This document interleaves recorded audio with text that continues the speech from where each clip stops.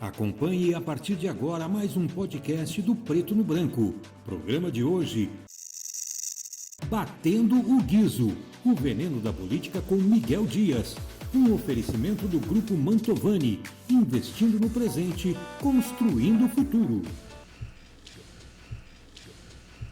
Alô, amigos, um grande abraço de novo aqui na série de podcast de Preto no Branco, nós com o espaço Batendo o Guizo, o veneno da política, que agora, cada vez mais próximo da eleição de outubro, dia 6, evidentemente que essas pautas são bastante intensificadas. São mais de 3 centenas de candidatos a vereadores que estão por aí batendo as nossas portas, 4 candidatos a prefeito e a vice também, seguindo pelo mesmo caminho, e todos nós, uns mais ativos, outros menos, outros até, vamos reconhecer aqui, bastante afastados de todo o processo. Vai chegar a hora que vamos nos olhar e perguntar, e aí, quem que vamos eleger? Para prefeito e para vereador. Assim é que funciona. E aí vamos ter que escolher. Aqui vocês já identificaram aí, nós recebemos de novo, convidamos para aqui estar o professor Wander Piaia, que é candidato a vereador pelo União Brasil.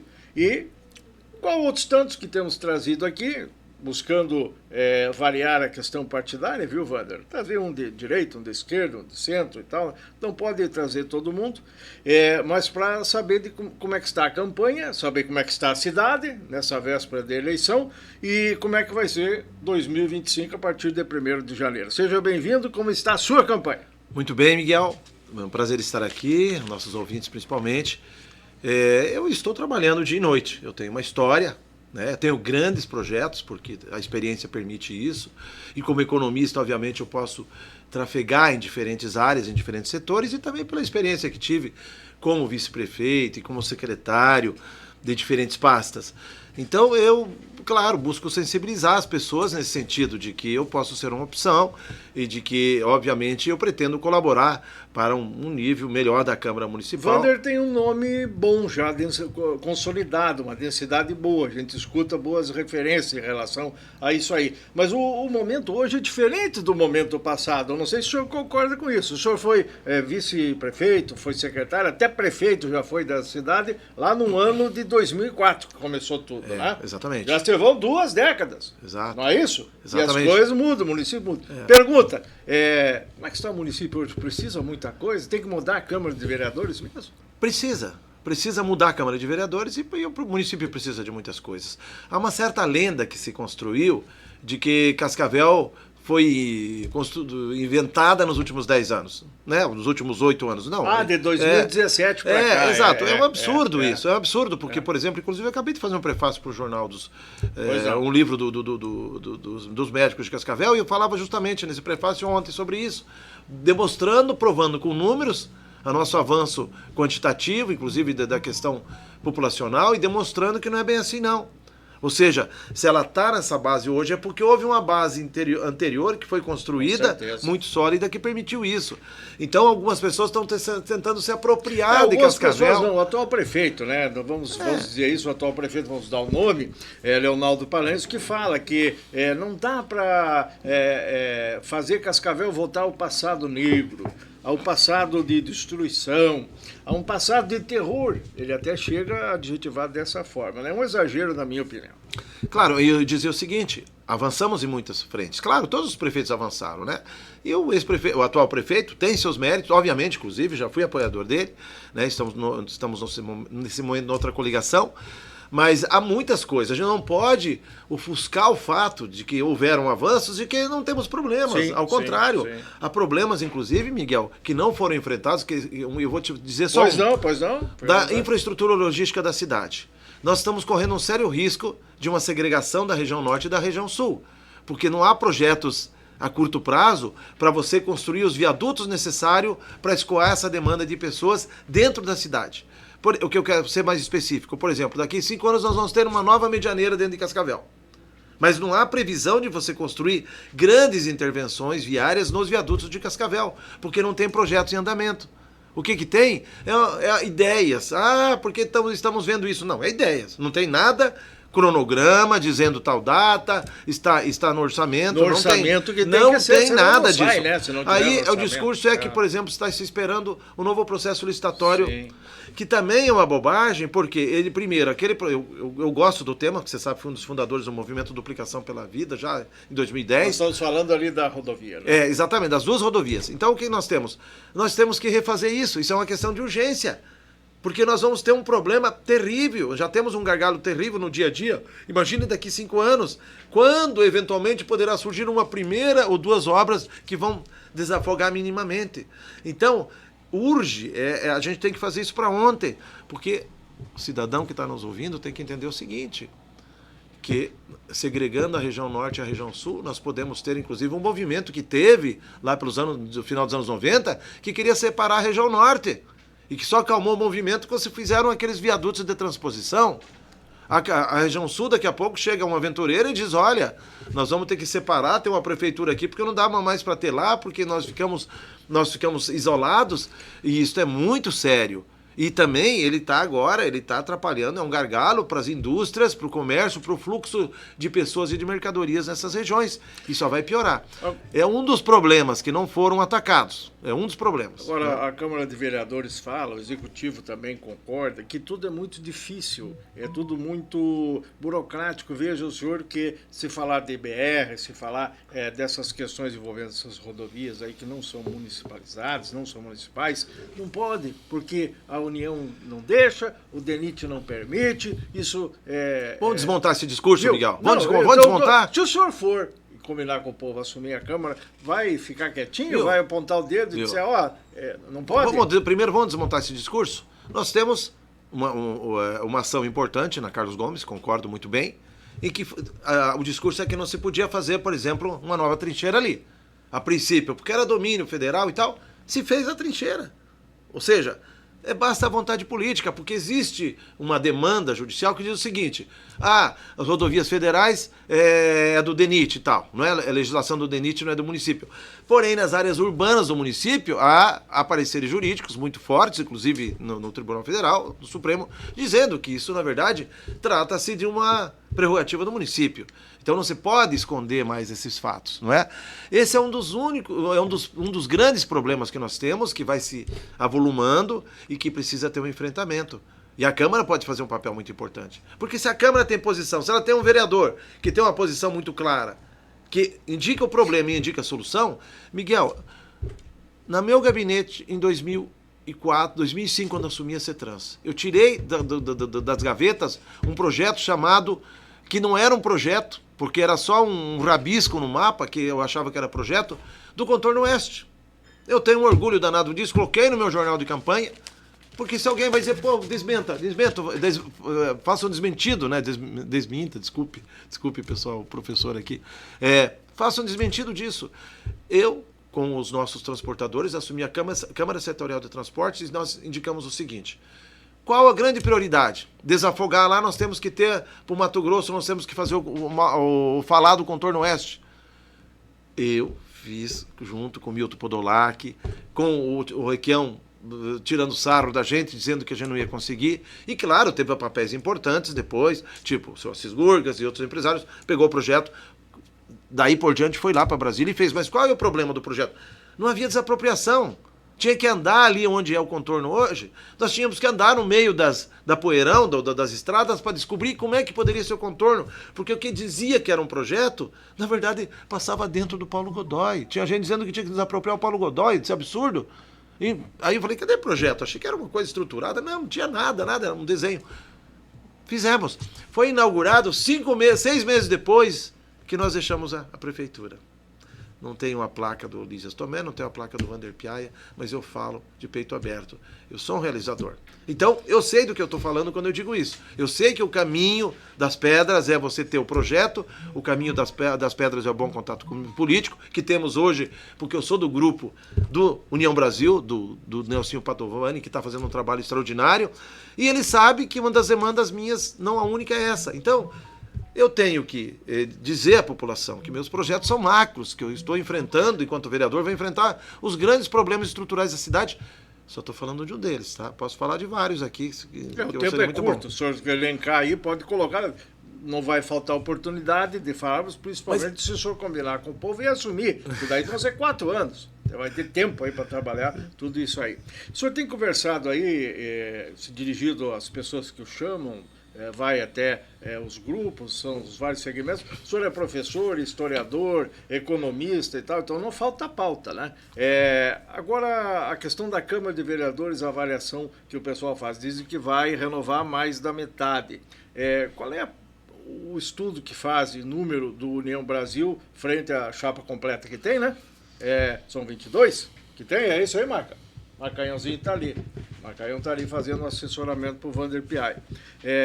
O senhor está cotado naqueles que vão poder se eleger e tudo mais? Como é que funciona isso aí? Olha, amiga, é muito difícil difícil dizer. O que eu posso dizer é que a minha campanha é espartana, né? Não tem dinheiro. É uma campanha de pouco dinheiro, né? Também, eu sempre fui um cara muito honesto na gestão pública, então, ao mesmo tempo, eu não tenho grandes financiadores. Não, ou seja, eu nunca fiz nada beneficiando um certo grupo para depois obter benefícios, né? Enfim, porque tem muita gente que tem isso, você sabe muito bem, você está muito melhor lógico, que eu. Lógico. Então, mas a minha campanha é assim, as portas se abrem o tempo todo, e há inclusive pessoas de bem, que me dão a maior ajuda, que é a ajuda não financeira, que é a ajuda de abrir, às vezes, uma empresa, uma indústria, uma fábrica. Acabo de vir de uma fábrica que só abriu para mim, entendeu? Então, preciso do voto. Então, é dessa maneira, sabe? Humildade, colocando meu nome à disposição, se a população falar, não, sei lá, outra pessoa representa melhor a sociedade do que o Vander, está tudo bem, mas eu estou fazendo um bom combate. E vou até o último momento, tenho meus nichos na minha região onde eu moro, tenho meus nichos dentro da UniOeste, dentro do hospital universitário, né? Um pouco. Tenho meus nichos em outras, nas indústrias, no comércio, com economista que eu sou, há muitas décadas falando de economia e falando sobre a cidade de Cascavel, dando minhas palestras. Então, são pessoas que abrem o caminho para mim. O senhor está preocupado com a questão econômico-financeira do município? Estou. Porque o senhor, se combinar com o povo, assume em janeiro, o próximo prefeito também, independente de quem seja, e vocês vão trabalhar nas suas esferas um orçamento que está sendo feito agora, que já vai ser votado pelos atuais vereadores, e que depois pode até ser emendado lá e tal, mas vai depender de uma curuca política grande. Então, dentro desse contexto aí, essa questão da economia do município, o que o senhor acha que espera para a próxima administração? Eu digo assim, que Cascavel é muito dinâmica, e todos os municípios têm um grau de endividamento, isso é absolutamente normal, porque o município não é também para ficar fazendo caixa, dizer tem que investir, fazer um retorno à sociedade daquilo que a sociedade paga de impostos. Mas a minha preocupação é a seguinte, Miguel, é que nós temos, falando bem rapidinho, nós temos dois indicadores que demonstram a prosperidade de uma nação, de um estado, de um município, que é o crescimento econômico e o outro é o desenvolvimento econômico. O crescimento é médico, aumentou tantos mil empregos, aumentou tantas indústrias, aumentou a quantidade de água, de vias asfaltadas, etc. E o outro é o índice do desenvolvimento, que é outra coisa. O que é o desenvolvimento? É o lado humano. Enquanto o crescimento é o financeiro, ou o numérico, digamos assim, não é? O quantitativo, que nós economistas costumamos falar, nós temos o qualitativo, que é o desenvolvimento, que é outra coisa. Hoje nós temos um IDH bom, hoje nós temos assim um baixo nível de insegurança da média geral, não é? Até agora aumentou mais, mas ainda, digamos, está dentro de uma média. O que nós precisamos agora, Miguel? Dado esse crescimento acelerado da sociedade, se nós não olharmos o item desenvolvimento, se nossos indicadores sociais começarem a cair, a cidade pode começar a crescer menos e a cidade pode estagnar. Pode estagnar, sabe por quê? Um dos motivos pelos quais vêm os grandes empreendimentos para Cascavel, o que é? Qualidade de vida. Migram das grandes capitais e vêm para cidades menores, menos violência, mais fácil de você chegar no local de trabalho, coisa que está ficando difícil por causa daquilo que eu já falei agora há pouco, não é? Tudo isso são indicadores, que são indicadores diferentes, e o principal deles é o índice de desenvolvimento humano. Por exemplo, se você não ofertar creche numa taxa bem superior à quantidade de crianças que necessitam, você vai começar a perder IDH. Aí os grandes capitais vão começar a olhar isso e vão dizer que Cascavel já não é uma cidade tão atraente. Então, nós estamos assim super felizes com Cascavel. Cascavel não vai parar nunca. Vai parar! Se não tiver gente que olhe o desenvolvimento, que é uma das coisas que eu proponho como economista, e fico sempre olhando esses números. Porque nós temos sérios riscos sim, viu, minha gente? Não ache que é tudo uma maravilha, não. Daqui a pouco a gente cresce, explode de crescimento, e aí você vai ter, sabe o quê? Aqueles guetos, favelização, você vai ter cracolândias, você vai ter milhares de crianças fora da escola, você vai ter lugares em que o tráfico vai controlar totalmente, que não entra mais o poder público. Acabou, gente. Aí Cascavel já era. Então tem que ter muito cuidado com isso. Muito cuidado em quem vocês vão votar. Quem vai votar vai representar vocês lá? Sabe dessas coisas? Sabe ter soluções para isso? A próxima que pergunta, tudo que o senhor nos fala me remete e eu pergunto. A Câmara tem que estar qualificada à altura para encarar, para enfrentar Miguel, esse tipo a de Câmara problema? tem que... Quando o Executivo tem que estar em mãos que possam Viu? fazer um gerenciamento e se dedicar e controlar isso aí? Miguel, eu vou dizer uma coisa, não só como candidato, mas como eleitor. Eu vou e peço para a Câmara o que as pessoas lembram da Câmara. Sabe o que eles estão falando? Não. Desde empresário até Sim. trabalhadores mais antenados. A Câmara só está servindo para dar título de cidadão honorário. Fala muito Está disso, desmerecendo aqueles cidadãos que ganharam, porque está virando arroz de festa. É um absurdo. Com todo o respeito, há pessoas que ganharam o que merecem, há pessoas que não merecem. Mas o que está na cabeça da população, o que está na cabeça da população é isto. Cara, a Câmara tem que ser reconhecida porque ela apresentou um projeto fundamental para o prefeito. Ou a Câmara falou, escuta, prefeito, nós representamos o povo. Nós temos algumas prioridades aqui, você quer que a gente vote os projetos, mas você inclua no teu orçamento.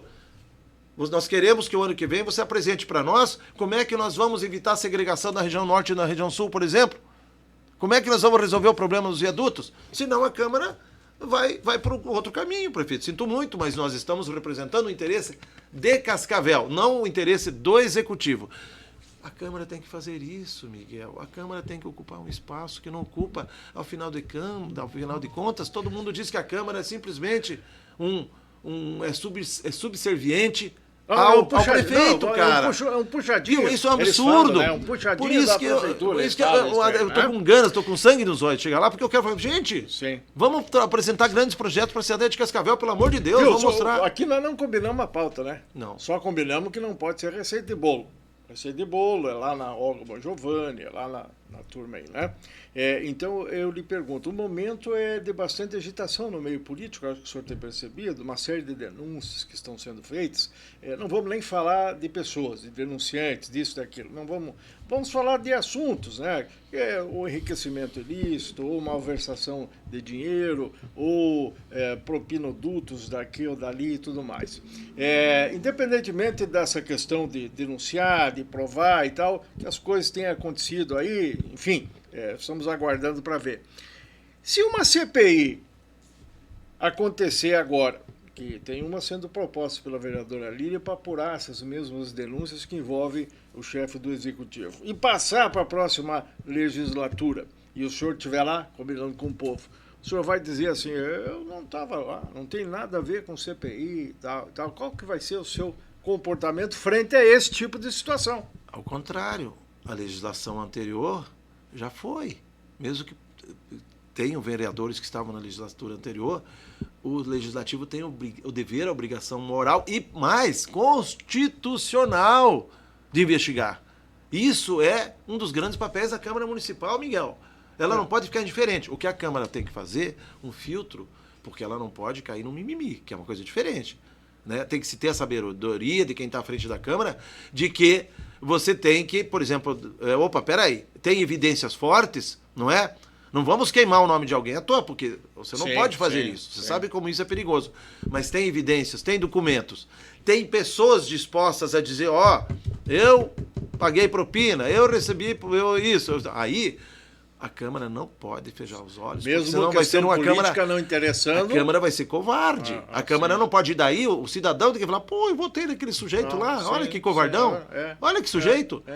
E a gente tem que ter esse cuidado com isso, porque muita gente vai entrar. Infelizmente, eu digo porque não é que, porque A ou B, é porque sempre tem acontecido. Um montão de gente vai chegar lá para dizer assim, tá bom, vou acertar com o prefeito 2 cargos e acabou. A onda do denuncismo sempre teve na gestão pública e de um modo mais avassalador de décadas para cá, né? Antigamente era todo um sistema, aí agora já vem mais abertura, mais transparência e tal. Então, de repente, não pode, o que não pode é meter embaixo do tapete, é isso que o senhor quer dizer. Né? Exatamente, isso é uma função fundamental. A Câmara tem que ter sempre o seu grau de independência. Ela tem que honrar aquilo que cabe, que é constitucional. Então, cortar na carne também. Não vejo nenhum problema. Isso é absolutamente normal de minha visão, na verdade. Sim. Não vai ser normal para talvez outros eleitos, mas eu estando eleito, para mim, isso tem que avançar, tem que encarar, exatamente. Agora o senhor encara a questão educacional. Faz tempo, né? Quantos anos? Olha, Miguel, eu sou da educação desde de quase 40 anos. 40 né? 35 anos professor da Unioeste, com muito orgulho, nossa querida Unioeste. Sim. O senhor esteve lá desde os primeiros momentos, Estive, né? fiz parte. As novas gerações não sabem que eu participei do processo, que eu fui, que eu ocupei espaços à época, etc., na própria burocracia da Unioeste. Tem ido conversar com esse pessoal, mandar mensagem para essa turma aí. Também, Mas também é importante hoje nós comentarmos sobre os 32, 33 mil alunos da rede municipal, que é vinculada à prefeitura, né? E, de um modo mais direto, o legislador, o vereador, tem que voltar os olhos para a política educacional no âmbito do município, tá certo ou tá errado? O senhor não vai pensar lá no segundo grau, e nem pensar lá na Unioeste, sobre a maneira, né? Claro que faz parte também. Pergunta, nesse ano 2024, nenhum dos 32, vamos usar esse número, mil alunos, recebeu um par de tênis. Você sabia disso? Sabia, já tinha essa notícia. E aí, como é que fica para 2025? Se o senhor combinar com o Lembra-se o que eu falava agora há pouco, Miguel, do IDH, do desenvolvimento? Eu vou incluir o tênis numa outra coisa para você entender mais ainda. Por exemplo, se o município não ofertar uma quantidade de vagas para creches, para chegar no IDH e na questão do tênis, bem superior à demanda populacional, hoje está se ofertando o quê? Basicamente o crescimento da população. Nem isso. Você entendeu que está correndo o risco daquilo que eu falei, que nosso IDH começar a cair? Então é urgente que a humanização significa o seguinte: você tem que fazer um projeto, a Câmara tem que exigir do prefeito o seguinte: prefeito, nós temos 5 mil crianças hoje na fila de espera. Nós temos que crescer 15% ao ano para em 5, 6 anos, dentro dos limites, né, financeiros, econômicos, financeiros do município. Isso é prioridade. Vamos construir uma nova avenida? Não, agora a prioridade é que você tem que dar possibilidade de creche, você tem que abrigar essas crianças, você tem que dar vagas. A vontade política precisa ser para humanizar. Exatamente, porque você entendeu a questão do IDH, como é terrível? E ela pesa muito. Daqui a pouco, nosso IDH vai diminuindo. Por quê? Nós não temos um projeto de ampliar a oferta de vagas para até que a gente zere num prazo de 5, 6 anos, 7 anos, compreende? Então, a questão dos tênis, a questão é uma coisa que dá dentro desse conceito, que ele indica qualidade da educação, porque a qualidade da educação não é só sala de aula, é o tênis, é a camiseta. O salário do professor?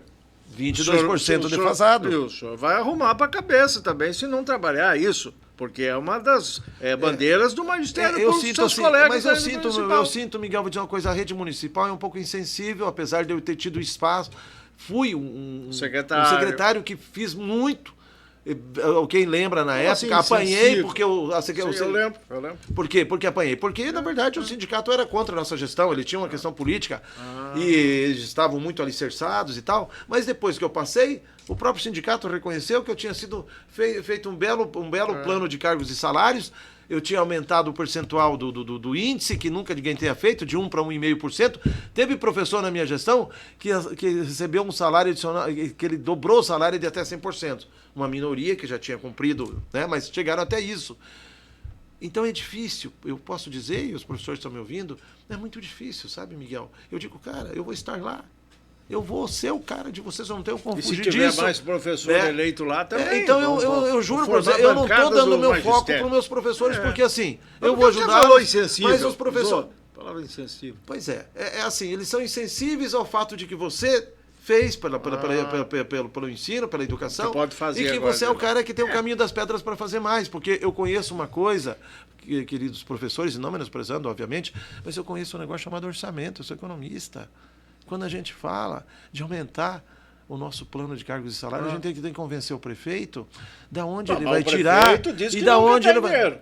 Mas aí que eu tô falando. Agora, o prefeito diz que não tem. Mas não comigo. Se chegar lá, eu vou olhar o orçamento e vou dizer, prefeito, você tem que tirar daqui e de lá. Então, eu gostaria, claro, nós temos tempo, eu gostaria de sensibilizar realmente os professores e dizer, olha, Porque eu não vou dizer não aos professores, mas eu gostaria de ter votos do professorado também da rede municipal. Agora, a Unioeste, Miguel, não, eu queria falar da Unioeste. A Unioeste, ela exige, ela está abandonada. A Unioeste faz anos que não tem nenhuma grande intervenção do poder público, cara. A Unioeste... Mas não é problema do prefeito, né?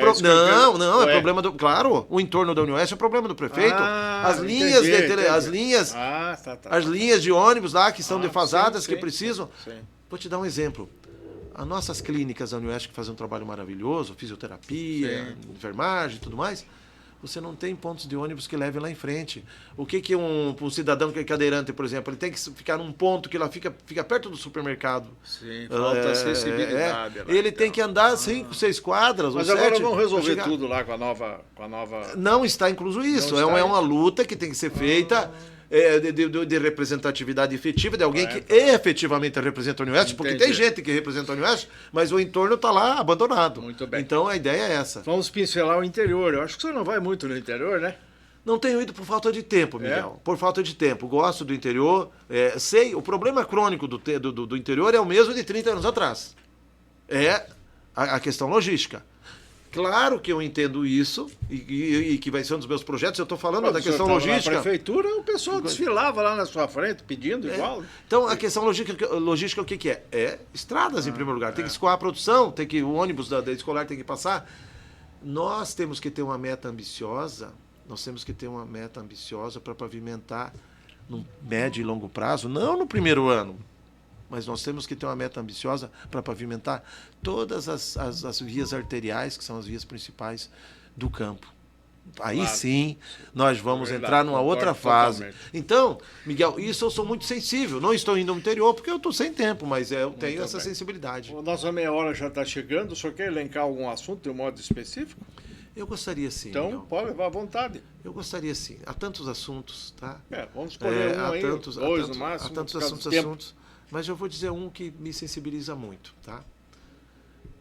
Eu vejo nossos catadores com os carrinhos acima e abaixo na nossa querida cidade, uma cidade que se ufana, riquíssima, dos melhores do Brasil. Você sabe que aos animais é proibido puxarem carga nas cidades, né? Que eu concordo muito com isso, mas aplausos. Mas o ser humano é permitido ficar arcadinho.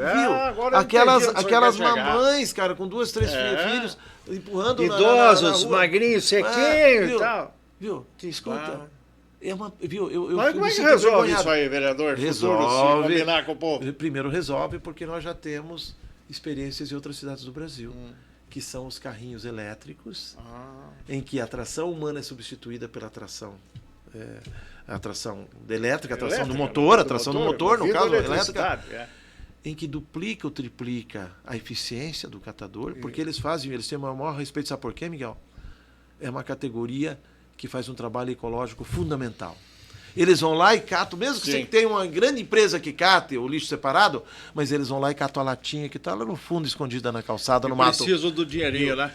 É um absurdo, cara. É um absurdo. Centavinhos. Lembra que eu te falava de IDH? Isso faz parte do IDH. A humanização. Enquanto nós estivermos olhando essas pessoas andando desse jeito, andrajosas, mal vestidas, com 2, 3 filhos, empurrando o carrinho, nós não podemos nos orgulhar da nossa cidade de Cascavel. Um projeto que o candidato aqui já antecipa que vai trabalhar em cima. Não é um projeto dos meus eleitores. Não é inviável também. Não é um projeto, não são meus eleitores, mas assim, os meus eleitores têm que entender que uma cidade humana não é essa cidade que permite isso e vira as costas para esse tipo de coisa.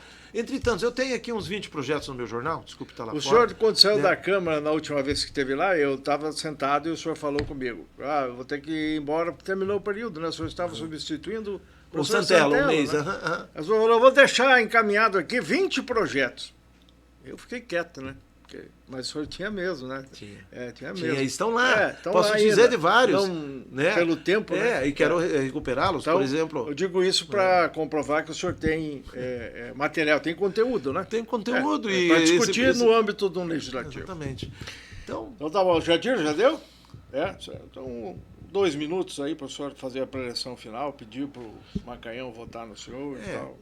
Miguel, primeiro eu agradeço, você conhece minha trajetória. Conheço. Sabe que sou um homem probo, íntegro, nunca me envolvi em confusão, em falcatrua. Tenho uma história pela cidade. Aliás, meu orgulho de ter, né, escrito um livro que eu já está na segunda, vai para a terceira edição e estou ampliando sempre mais, que hoje é uma referência sobre a história da cidade. Então eu conheço do que estou falando. Me criei nessas ruelas quando a cidade era pequenininha, né? Então eu sei o projeto que eu coloco, eu sei como fazê-lo. Então a ideia é sensibilizar as pessoas, dizer, olha, o professor Wander Piaia está se colocando à disposição, porque eu quero orgulhar cada uma das pessoas que votarem em mim, tá? Eu quero que as pessoas digam, olha, eu votei no professor Wander Piaia e o professor Wander Piaia está fazendo a diferença na Câmara. Eu sei que vou fazer porque eu já tenho uma história e que pode comprovar isso. E não que o senhor não vá homenagear um que outro aí que mereça, né? Não é isso, só para deixar não, porque vou usar contra o senhor, que o senhor disse ali, Câmara só faz homenagem e tal, né? Há muitos homenageados têm o total merecimento, claro, mas não todos. Aquele isso cidadão também. que é homenageado só pelo seu dinheiro, só pelo seu dinheiro. Contra uma proposta de homenagem, dependendo? Se for só porque o cidadão é rico, claro. Eu quero que essas pessoas sejam um espelho, que as pessoas homenageadas deem retorno social à sociedade, porque eles têm que ser espelho. A pessoa tem que olhar, por que o cara foi homenageado? Porque deu muito emprego? Parabéns, mas isso é só um critério, porque ele não está dando emprego por altruísmo. Ele está dando emprego porque ele está tendo retorno. E é muito bom. E eu sou um cara um grande defensor dos empresários, que eu sempre fui microempresário. Só que título de cidadão no horário é mais sério. Tem pessoas que estão há 20, 30 anos, indo todo sábado e domingo como voluntários, acalmando aqueles pacientes de hospitais. Tiram meio-dia, um dia, toda semana deles para fazer isso. Mas e não tem um título de cidadão honorário, gente. Não querem, doutor. Não querem. Não é bem isso, não é bem isso. Não há ninguém. Pedir. Não há ninguém localizando, não há ninguém interessado, porque preferem homenagear talvez uma pessoa que tenha muitas posses. Certo. Porque sabe como é que é, né? Deixa para lá. Muito bem. Eu quero então pedir esse voto às pessoas. Tá animado o vereador, viu, Magalhães? As pessoas que me conhecem candidato aí. E sabem que eu posso fazer a diferença. Eu estou sacrificando muita coisa para ser vereador. Com porque é 4 anos de trabalho ininterrupto. Quem pensa que a vida é moleza, do mesmo jeito que eu fiquei 4 anos na gestão pública, fui o vice-prefeito que assumiu 4 secretarias, Miguel.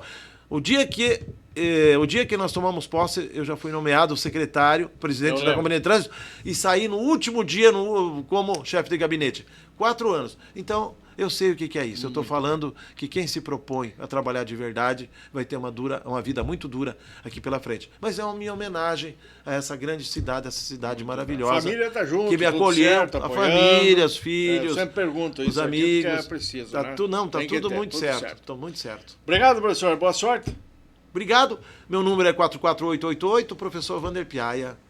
Conto com vocês. Professor Wander Piaia, participante de mais um Batendo Guizo, Veneno da Política, e nós seguimos aí com outros ainda e outros assuntos também. Um abraço e até a próxima.